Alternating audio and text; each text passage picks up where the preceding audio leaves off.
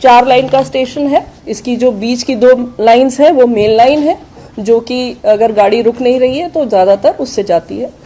और जो 2 और लाइन है आजू बाजू अलग अलग, वो लूप लाइन कहलाती हैं, जिसमें कि हमको अगर गाड़ी को रोकना है तो हम वहां पे उसको ले जाते हैं और उसको वहां रोकते हैं।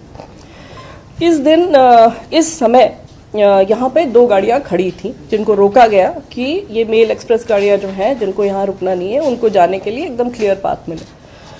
तो उस हिसाब से यहाँ पे जो ऊपर वाला आपको दिख रहा है लूप लाइन, जिसपे लिखा हुआ है स्टेशनरी गुड्स ट्रेन, ये एक जो हम लोग BCN कहते हैं या कवर्ड गाड़ी होती है मालगाड़ी, वो यहाँ पे खड़ी थी। और नीचे जो लाइन दिख रही है वो अप लूप लाइन है। वो अप लूप लाइन में एक और गुड्स ट्रेन रोक दी गई थी जिससे कि मेल एक्सप्रेस के लिए क्लियर पाथ मिल जाए। वो गुड्स गाड़ी थी एक आयरन ओर से लदी हुई गुड्स ट्रेन। ये दोनों गाड़ियां यहाँ पे खड़ी कर दी गई थी और जिससे कि मेन लाइन का रूट सेट कर दिया गया था। चेन्नई की तरफ से आ रही थी यशवंतपुर एक्सप्रेस, जो कि एक्चुअली बैंगलोर से आ रही थी, डायरेक्शन सेम है। बैंगलोर से आ रही थी, हावड़ा जा रही थी। ये गाड़ी कुछ सेकंड पहले आ रही थी कोरोमंडल से। ये जा रही थी बैंगलोर से हावड़ा की तरफ और उल्टे डायरेक्शन में हावड़ा से चली हुई, मतलब शालीमार से चली थी एक्चुअली, कलकत्ता का एक स्टेशन है शालीमार, वहां से चली थी। शालीमार से चली हुई ये गाड़ी कोरोमंडल ये चेन्नई जाने के लिए आ रही थी। इसके लिए भी मेन लाइन सेट थी, दूसरे डायरेक्शन की थी, जिसको हम लोग अप मेन लाइन कहते हैं।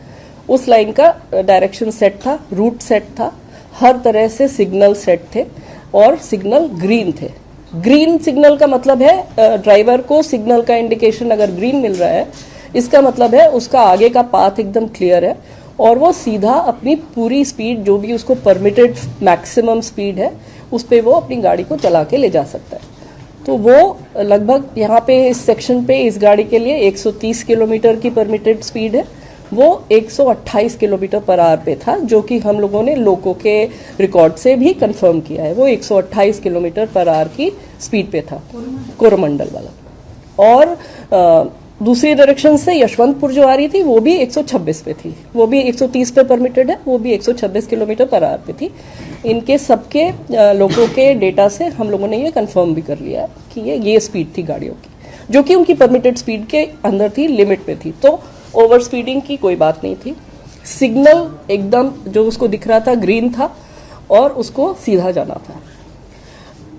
किसी कारणवश जो कारण अभी इन्वेस्टिगेशन में है, और मंत्री जी, जैसा आप लोग देख ही रहे हैं कि मंत्री जी पिछले 36 घंटे से उसी साइट पे, और वो वहां से हिल नहीं रहे हैं। वहां पे वो रेस्टोरेशन, इन्वेस्टिगेशन, रिलीफ और जितने भी लोग हॉस्पिटल में भी हैं उनसे भी जाके मिल रहे हैं। तो he is doing everything from there and he is leading from the front. So उन्होंने अभी जानकारी दी है कि प्रिलिमिनरी फाइंडिंग से ऐसा लगता है कि सिग्नलिंग में कोई परेशानी पाई गई, लेकिन वो भी प्रिलिमिनरी जानकारी है। हमारे जो कमिश्नर ऑफ रेलवे सेफ्टी हैं उनकी जांच चल रही है, इसलिए उनकी जांच कंप्लीट हुए बिना हम लोग कुछ भी नहीं शेयर कर सकते हैं अभी डिटेल में, क्योंकि जो भी हम कहेंगे अगर वो गलत हो गया तो फिर वो ठीक नहीं होगा। इसलिए हम भी अभी इंतजार कर रहे हैं कि वो अपनी फाइंडिंग्स हमें कंप्लीट डिटेल्ड फाइंडिंग्स हमें बताएं, जिससे कि हम लोग पता कर सकें कि क्या कारण था जिसकी वजह से ये दुर्घटना हुई। दुर्घटना सिर्फ कोरोमंडल एक्सप्रेस की हुई है। ये भी एक चीज है जो कि सबको समझने की आवश्यकता है कि यहाँ पे 3 इंजन भिड़ गए और बहुत सी मल्टीपल ट्रेन्स जो है वो आपस में टकरा गई, कैसे सब एक ही रास्ते में थी। ये इस तरह की गलत इन्फॉर्मेशन या गलत समझ फ्लोट अराउंड कर रही है। तो उसको क्लैरिफाई करने के लिए मैं दोबारा ये बताना चाहती हूँ कि सिर्फ एक ट्रेन क्षतिग्रस्त हुई, एक ट्रेन का एक्सीडेंट हुआ जो कि कोरोमंडल थी। उस ट्रेन किसी कारण, जिस भी कारण के वजह से, जिसको हमें पता चलेगी अभी डिटेल में कि क्या कारण था, वो जो एक्सीडेंट ग्रस्त हुई और अप लूप लाइन में जो आयरन ओर की ट्रेन खड़ी हुई थी, जो मैंने आपको बताई मालगाड़ी, उससे टकराई। उसके ऊपर उसका इंजन चला गया उसके कुछ कोचेस चले गए और ये इतना तेज इम्पैक्ट था वो बेसिकली इसलिए था क्योंकि ट्रेन अपनी फुल स्पीड पे थी। 128 kmph पे मामूली चीज़ नहीं है।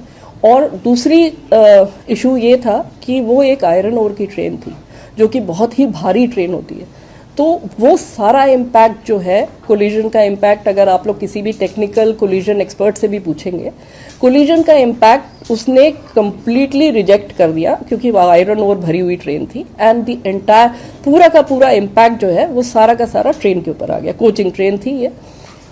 अब इस ट्रेन के बारे में भी मैं कुछ बताना चाहूँगी। ये ट्रेन है LHB ट्रेन, हमारी जो LHB कोचेस है उसकी ट्रेन है ये। LHB is a very very safe train. अगर आप और एक्सीडेंट्स इस तरह की ट्रेन के देखेंगे आपको मिलेगा कि इवन एट फुल स्पीड ये ट्रेन कैप्साइज नहीं होते। इसके कोचेस जो हैं वो दे डोंट टर्न टर्टल, और इसलिए उसमें जो लोग होते हैं वो उनको कोई ज़्यादा इंजरीज नहीं होती है। अनफॉर्चुनेटली इस केस में ये ऐसा हादसा हुआ कि इस स्पीड पे अगर पूरा का पूरा इम्पैक्ट ट्रेन के ऊपर आएगा तो कोई भी दुनिया में ऐसी कोई टेक्नोलॉजी नहीं है कि वो इस तरह के जंबलिंग अप को प्रिवेंट कर सके। तो मालगाड़ी बिल्कुल नहीं डिरेल हुआ क्योंकि आयरन ओर था वो। तो आयरन ओर इतना स्टेबल और उसकी सेंटर ऑफ ग्रेविटी इतनी स्टेबल होती है कि वो नहीं हिली तक नहीं, उसमें थोड़ा बहुत इधर उधर हुआ पर वो हिली नहीं।